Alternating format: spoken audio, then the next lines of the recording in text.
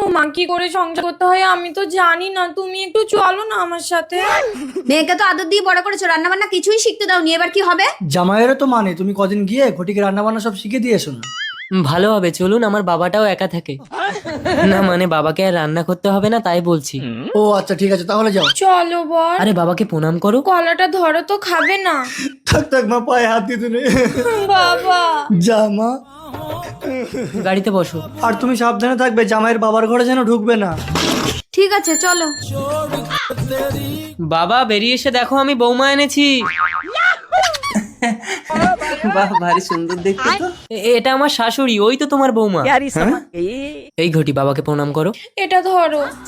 শ্বশুর। ওর পায়ে হাত দিয়ে প্রণাম করো। বাবা বলেছে পায়ে হাত দিতে নেই। আরে থাক থাক, পায়ে হাত দিতে নেই, বুকে এসো। দেখেছো, তোমার বাবা সব জানে। আরে আরে ছাড়ো ছাড়ো, আসলে আমার বাবার বিয়ে হয়নি তো, তাই একটু মেয়ে দেখলে কুরকুর করে।